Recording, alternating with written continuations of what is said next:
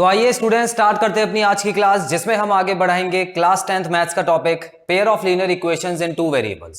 So students, जैसे कि आप जानते हैं इस टॉपिक में हमने एनसीईआरटी की एक्सरसाइज 3.1 ऑलरेडी खत्म कर ली है। सो आई होप आपने वो वीडियोस अच्छे से देख ली होंगी। अब हम आज की क्लास से शुरू करने वाले हैं एक्सरसाइज 3.2। लेकिन एक्सरसाइज में कुछ ऐसे क्वेश्चंस हैं जो कि आपको कंफ्यूज कर सकते हैं, इसीलिए उस डाउट को क्लियर करने के लिए मैंने पहले से ही एक टेबल आपको समझाने का सोचा है, जो कि आपकी हेल्प करेगा एक्सरसाइज 3.2 को करने में। सो स्टूडेंट्स, इस टेबल को बहुत अच्छे से देख लीजिए। हालांकि ऐसे पॉइंट्स हम पहले की वीडियोस में कर चुके हैं, लेकिन क्योंकि एनसीईआरटी के क्वेश्चंस के लिए ये टेबल जरूरी है, तो एक बार और देख लेते हैं। तो स्टूडेंट्स, आप देख सकते हैं बोर्ड पे मैंने एक टेबल बनाया है, और ये जो टेबल है ये आपको एनसीईआरटी बुक में मिल जाएगा। इस टेबल का जो नंबर है वो है 3.4। सो स्टूडेंट्स, ये एक्सरसाइज 3.2 से आपको पहले मिलेगा। क्लियर है? जो एग्जांपल्स दिए होते हैं 3.2 से पहले वहां पे आपको मिलेगा। आप चाहें तो वहां से देख के बना सकते हैं, नहीं तो आप स्क्रीनशॉट लेके यहां से भी देख सकते हैं।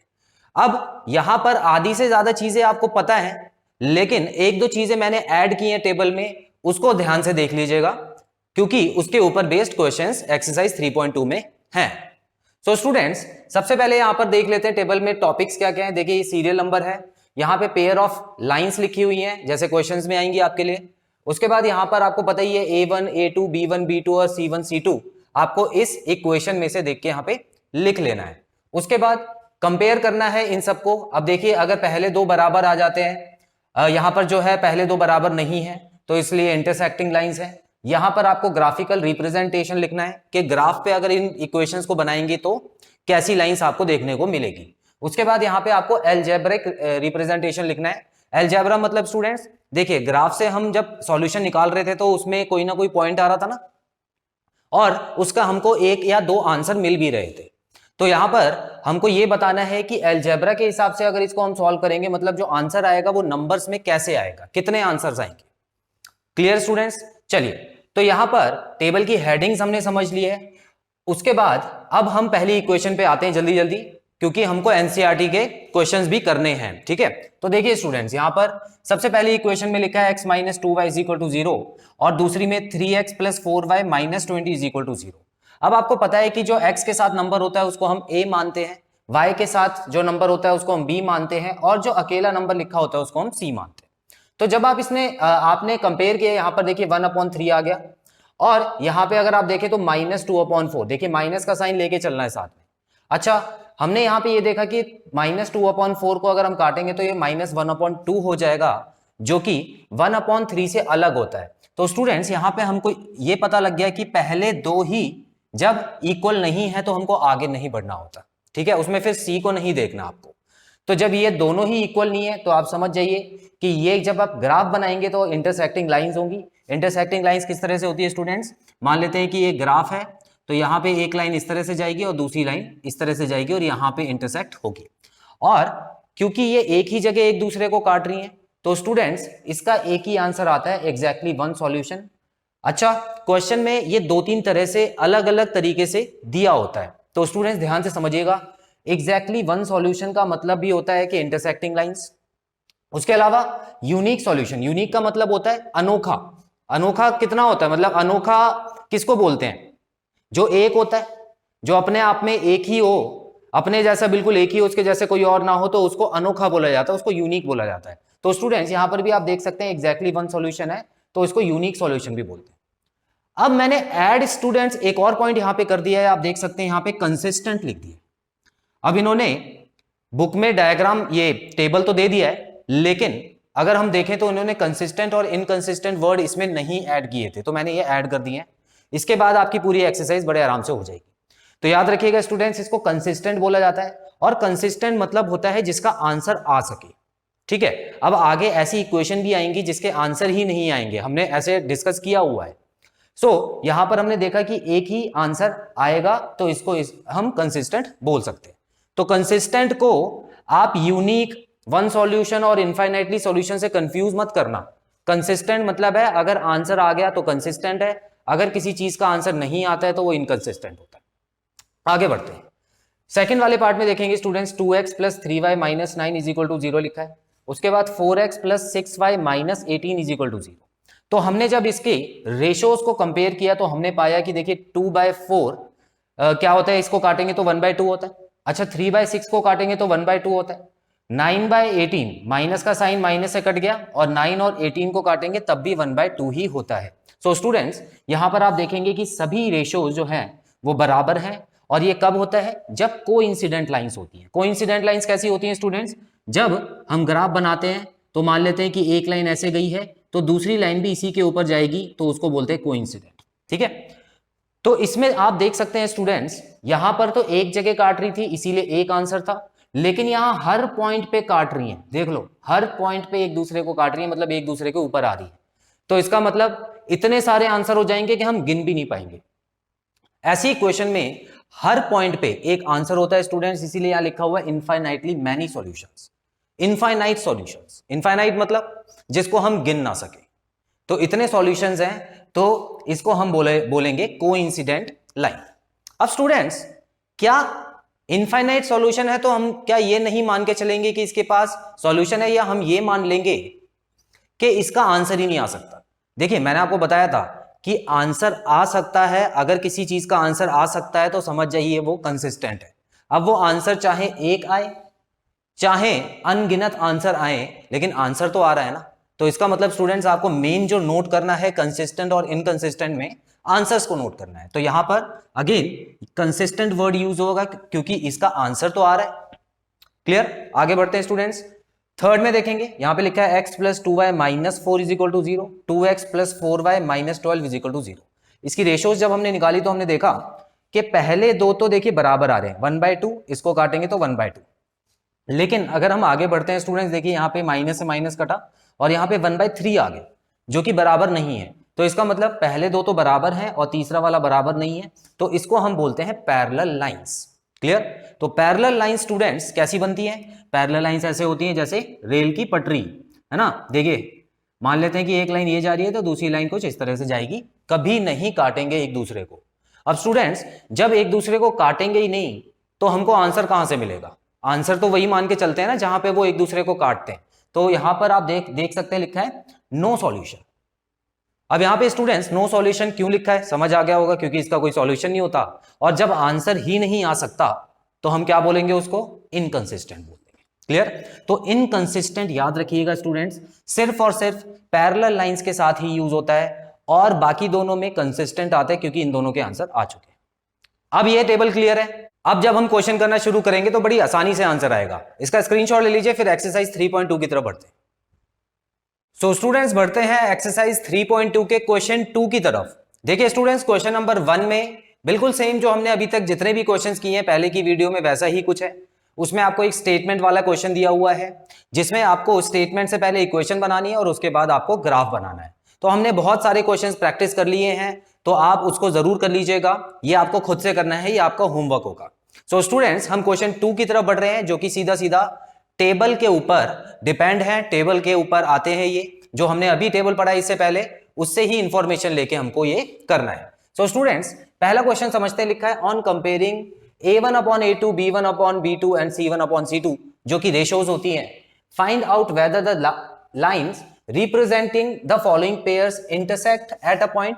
तो आपको बताना है कि सिर्फ इन रेशोज को कंपेयर करके आपको पता लगाना है कि जो दोनों लाइंस होंगी वो इंटरसेक्ट होंगी, एक दूसरे को एक पॉइंट पे काटेंगी, या पैरेलल होंगी एक दूसरे को काटेंगी ही नहीं, या कोइंसाइड होंगी, इसका मतलब है कि एक दूसरे के बिल्कुल ऊपर होंगी। सो स्टूडेंट्स आपको बताइए क्या करना है, देखते हैं। तो सबसे पहले यहां पर मैं क्या करने वाला हूं स्टूडेंट्स, यहां पे मैं लिख देता हूं कि a1 की जो वैल्यू है, पहले सबकी वैल्यूज लिखना जरूरी है क्योंकि एग्जाम में इस टाइप के भी मार्क मिलते हैं। तो यहां पे a1 की वैल्यू है 5 और a2 की वैल्यू है 7, b1 की वैल्यू है -4, देखिए यहां पे -4 है b1 की वैल्यू, और b2 की वैल्यू है 6 + 6। उसके बाद c1 की जो वैल्यू है वो है 8 और c2 की वैल्यू है -9। क्लियर, अब इसको हम कंपेयर कर लेते हैं। सो स्टूडेंट्स कंपैरिजन चलिए यहीं पे कर लेते हैं। आप अगला स्टेप लिख लीजिएगा, पहले ये अलग से और उसके बाद ये जो नंबर्स हैं अलग से लिख के फिर कंपेयर कीजिएगा। ठीक है, मैं यहाँ पे एक स्टेप बचा रहा हूं क्योंकि जगह थोड़ी कम है। तो यहाँ पे अगर आप देखें तो 5/7 लिखा है जो कि कट नहीं सकता, तो 5/7 वैसे ही रहेगा। उसके बाद आप यहां देखें स्टूडेंट्स -4/6 है, ये आपस में तो कट रहा है लेकिन कटने के बाद क्या होगा कि ये इसके बराबर नहीं आएगा, तो स्टूडेंट्स हमको आगे नहीं जाना है, ठीक है। तो पहले दो में ही हमको पता लग जाता है, तो यहां पे हम लिखेंगे a1/a2 is not equal to b1/b2। तो ये किस तरह की लाइंस होगी स्टूडेंट्स? इंटरसेक्टिंग लाइंस, ठीक है, ये एक दूसरे को काटेंगी। तो यहां पे आप सीधा सीधा लिखिएगा intersecting lines, intersecting lines. Clear? अच्छा, अगर इसी क्वेश्चन में आ जाते कि ये कंसिस्टेंट है या इनकंसिस्टेंट है, मान लेते हैं इस क्वेश्चन में पूछा है कि ये जो इक्वेशंस है ये कंसिस्टेंट है या इनकंसिस्टेंट है। सो स्टूडेंट्स आप देखिएगा कि क्या इसका आंसर आता है? बिल्कुल आता है इसका आंसर। तो आप देखिए यहां पर थोड़ी एक्स्ट्रा नॉलेज भी आप ले लीजिए। अगर मान लेते हैं क्वेश्चन में ये सिर्फ 3 चीजें पूछी है, तो आप समझ के चलिए आपसे सब कुछ पूछा गया है, तो आप यहां क्या करेंगे, इंटरसेक्टिंग लाइंस है, इसका मतलब है कि यूनिक सॉल्यूशन होगा। यूनिक सॉल्यूशन मतलब एक सॉल्यूशन होगा, और क्योंकि सॉल्यूशन आ गया है तो कंसिस्टेंट हो जाएगा, कंसिस्टेंट। ठीक है, ये सारी चीजें आप लिख दीजिए, कोई दिक्कत नहीं है। आगे बढ़ते हैं स्टूडेंट्स सेकंड लाइन की तरफ। यहां पर आप देख सकते हैं a1 और a2 की जो वैल्यूज हैं वो है 9/18, और b1 और b2 की जो वैल्यूज है वो है 3/6, और c1 और c2 की जो वैल्यूज हैं वो है 12/24, 12/24। तो स्टूडेंट्स अगर हम देखें तो इनको काट के देख लेते हैं क्या इसमें से कुछ बराबर आ रहा है। तो यहां पे जब हम काटेंगे तो ये आ जाएगा स्टूडेंट्स 1/2, आएगा या नहीं आएगा? बिल्कुल आएगा। उसके बाद यहां पर भी 1/2 आ रहा है और यहां पर भी 1/2 आ रहा है। सो यहां पर हमको जो रेशो मिल गई है students a1/a2 is equal to b1/b2 is equal to c1/c2 हो गया है। और ये सारे जब बराबर हो जाते हैं तो कौन से टाइप की लाइंस बनती हैं स्टूडेंट्स?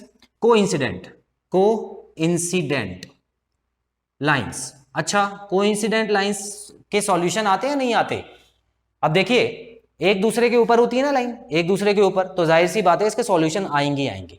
जहां पे दोनों लाइन एक दूसरे से जुड़ जाएं, समझ जाना कि वहां पर सॉल्यूशन आएगा ही आएगा। सो स्टूडेंट्स यहां पे बहुत सारे सॉल्यूशन आने वाले हैं, तो यहां पे लिखिएगा infinitely many solutions, infinitely many solutions.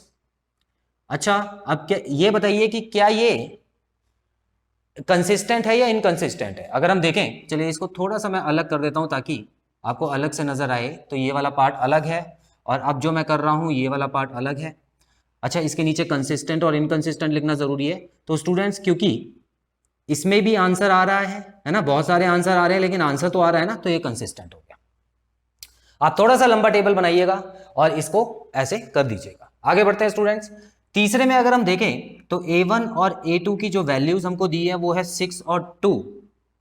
b1 और b2 की जो वैल्यूज दी हुई है वो है -3/-1, -3/-1, और c1 और c2 की जो वैल्यूज आपको दी हुई है वो है 10/9। ठीक है, 10/9 है। अब अगर यहां देखें स्टूडेंट्स तो यहां पर अगर इसको हम काटते हैं तो ये तो हो गया 3/1 हो गया।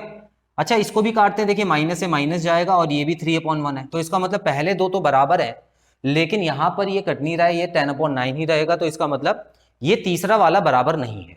सो मैं यहां पे क्या लिख सकता हूं स्टूडेंट्स? यहां पे मैं लिखूंगा a1/a2 is equal to b1/b2 is not equal to c1/c2।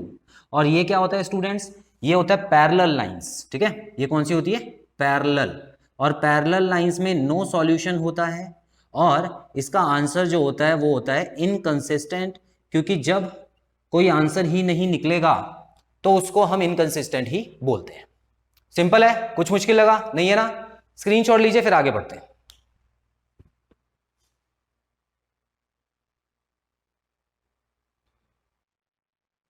So students question 3 की तरफ बढ़ते हैं। क्वेश्चन 3 बिल्कुल सेम है क्वेश्चन 2 की तरह, बस उसमें आपको पैरेलल, कोइंसिडेंट और इंटरसेक्टिंग लाइंस के बारे में पूछा था, लेकिन इसमें स्टूडेंट्स आपसे बस कंसिस्टेंट और इनकंसिस्टेंट के बारे में पूछा है। लेकिन हम फिर भी सारी चीजें निकालेंगे। और इतना आपको बता दूं स्टूडेंट्स, इसमें वैसे तो 5 पार्ट है इस क्वेश्चन में, लेकिन मैं आपको सिर्फ 2 पार्ट करके दिखाऊंगा, क्योंकि इसी से आपको समझ आ जाए कैसे निकालना है। उसके बाद आपका होमवर्क रहेगा बाकी पार्ट्स। ओके चलिए, तो स्टूडेंट्स यहां पर आप देख सकते हैं 3x plus 2y is equal to 5 and 2x minus 3y is equal to 7। जब भी आपको इक्वेशन ऐसी दी हो स्टूडेंट्स, आपको सबसे पहले तो उसको लीनियर इक्वेशन की जो रियल इक्वेशन होती है उसके हिसाब से लिखना होता है। कहने का मतलब सभी नंबर्स को लेफ्ट साइड में लेके आए LHS में और RHS में 0 लिखा होना चाहिए। तो स्टूडेंट्स यहां पे आपको थोड़ी सी अरेंजमेंट करनी है। 2y minus 5 is equal to 0 लिखे यहाँ पे। उसके अलावा यहाँ पे 2x minus 3y minus 7 is equal to 0। पहले ये करना जरूरी है, तभी ए बी और सी की वैल्यू करेक्ट आएगी। अब अगले में क्या करना है स्टूडेंट्स, हमको a1 और a2 की वैल्यू लिखनी है जो कि है 3/2 और b1 b2 की वैल्यू हो गई 2/-3 और c1 और c2 की वैल्यू जो हो गई है वो हो गई है स्टूडेंट्स -5/-7। इतना क्लियर है। अब यहाँ पे एक नजर मारते हैं और देखते हैं कि क्या इसमें कुछ बराबर है। तो अगर हम यहाँ देखें स्टूडेंट्स, लिखा है 3/2 और यहाँ पे देख रहे हैं तो लिखा है 2/-3। ये तो कैसे भी बराबर नहीं है, क्योंकि एक में 3 ऊपर है और अगले में 2 ऊपर है, तो ये बराबर नहीं है स्टूडेंट्स। तो यहां पर हम लिख सकते हैं a1/a2 is not equal to b1/b2। और ये किस तरह की लाइंस होती हैं स्टूडेंट्स, बिल्कुल सही कहा, इंटरसेक्टिंग लाइंस होती हैं, इंटरसेक्टिंग लाइंस। और इसका वन सॉल्यूशन होता है, एक सॉल्यूशन आता है इसका जहां पे लाइंस एक दूसरे को काटती हैं, और उसके अलावा साथ ही साथ आपको यूनिक सॉल्यूशन यहां पे लिखना है। और रही बात कंसिस्टेंट और इनकंसिस्टेंट की, तो आंसर आ चुका है, तो आप समझ जाइए ये हो जाएगा कंसिस्टेंट। क्लियर है। आगे बढ़ते हैं स्टूडेंट्स। क्वेश्चन नंबर 2 में कुछ फ्रैक्शंस आपको दिए हुए हैं, घबराने की जरूरत नहीं है, फ्रैक्शन को भी बिल्कुल नॉर्मल तरीके से सॉल्व करना है जैसे हम अभी तक करते थे। यहां पर हमको क्या करना है स्टूडेंट्स, यहां पे लिख लेते हैं, चलिए a1/, अच्छा इससे पहले आपको अरेंजमेंट करना पड़ेगा, ठीक है। चलिए यहां पे लाइन खींच देते हैं पहले, ये लीजिए। अब मैं अरेंज कर देता हूं इसको पहले तो लीनियर इक्वेशन के फॉर्म में। तो यहां लिखा हुआ है 3/2x plus 5/3y minus 7 is equal to 0, और यहां पे लिखा है 9x minus 10y minus 14 is equal to 0। अब हम a1/a2 करते हैं। देखिए अब मैं कुछ और तरीके से कर रहा हूं, आप ऐसे ही कीजिएगा, आपको a1 और a2 की वैल्यू लिखनी है। लेकिन क्योंकि स्टूडेंट्स यहाँ पे फ्रैक्शन आ गया है, तो मैं क्या कर रहा हूं, ये वाला स्टेप जो है वो स्किप कर रहा हूं, सीधा मेन स्टेप सॉल्व करके दिखा रहा हूं कैसे होगा। अगर मैं a1 और a2 की रेशियो निकालता हूं तो इसका मतलब है यहाँ पे 3/2 जो कि a1 है, इसके नीचे अपॉन मुझे लिखना होगा 9 जो कि a2 है। इतना क्लियर। अब इसको कैसे सॉल्व करते हैं स्टूडेंट्स, यहां पे हम मान के चलते हैं यहाँ पे भी 1 लिखा हुआ है ना। अब करना कुछ नहीं है, 3/2 मल्टीप्लाई बाय 1/9 करना है, जो कि आ जाता है, अच्छा ये 3 और 9 कट रहा है, बिल्कुल कट रहा है, तो यहाँ पे मैं 1/6 लिखूंगा। तो a1/a2 आ गया 1/6। क्लियर। अब स्टूडेंट्स आगे बढ़ते हैं और देखते हैं b1 और b2 की वैल्यू क्या है। b1 और b2 की अगर हम वैल्यू देखें तो यहां देख सकते हैं लिखा है 5/3 और यहां पे क्या लिखा है स्टूडेंट्स -10, ठीक है, -10 लिखा है। तो यहां पर तो हमको वैसे ही पता लग रहा है क्योंकि माइनस का साइन आ गया है ना, तो माइनस का साइन आ गया स्टूडेंट्स, तो क्या होगा, जाहिर सी बात है यहाँ पे प्लस था और यहाँ पे माइनस का आ गया है, तो बराबर तो नहीं होंगे, लेकिन फिर भी हम सॉल्व करके देखेंगे। अब यहाँ पर ये कैसे सॉल्व होगा, इसके नीचे 1 आप लगाइए, उसके बाद ये हो गया 5/3 मल्टीप्लाई बाय 1/-10, इसको काट देते हैं तो ये -2 आ गया। स्टूडेंट्स यहाँ पे आ रहा है 1/-6। देखिए सिर्फ माइनस का फर्क आ रहा है 1/6 और 1/-6, लेकिन ये बराबर नहीं मानी जाएगी, ये रेशो अलग अलग है। तो हम दोबारा से उसी कंक्लूजन पे पहुंच चुके हैं students, a1/a2 is not equal to b1/b2। तो इसका मतलब इंटरसेक्टिंग लाइंस, तो बिल्कुल ऊपर जैसी ही लाइंस हो गई हैं, इंटरसेक्टिंग लाइंस। अब यहां पर कौन सा रहेगा, कंसिस्टेंट या इनकंसिस्टेंट, बिल्कुल सही है, कंसिस्टेंट रहेगा इसका, क्योंकि इसका आंसर एक तो आएगा ही आएगा। आई होप आपको कॉन्सेप्ट क्लियर है स्टूडेंट्स। अब आप जब बाकी क्वेश्चन सॉल्व करेंगे तो आप वहां पे जरूर देखिएगा कि यहां पर अगर बराबर नंबर्स आ रहे हैं, ठीक है, तो आप उस इक्वेशन के हिसाब से टेबल में देखिएगा और वही आपका आंसर होगा। आई होप आपको कॉन्सेप्ट क्लियर है स्टूडेंट्स। स्क्रीनशॉट लीजिए, उसके बाद मैं वीडियो कंक्लूड करता हूं। सो स्टूडेंट्स यहां पे खत्म होता है हमारा क्लास 10th मैथ्स के लीनियर इक्वेशन का ये पार्ट। आई होप इस पार्ट में बताए गए सारे क्वेश्चंस आपको क्लियर हैं और कोई भी डाउट नहीं है। सो आज की क्लास में हमने एक्सरसाइज 3.2 के 2 क्वेश्चंस किए हैं, उसके बाद हम अगली क्लास में आगे के क्वेश्चंस करेंगे। So students Till then, take very good care of yourselves. Have a nice time. God bless you. Bye bye.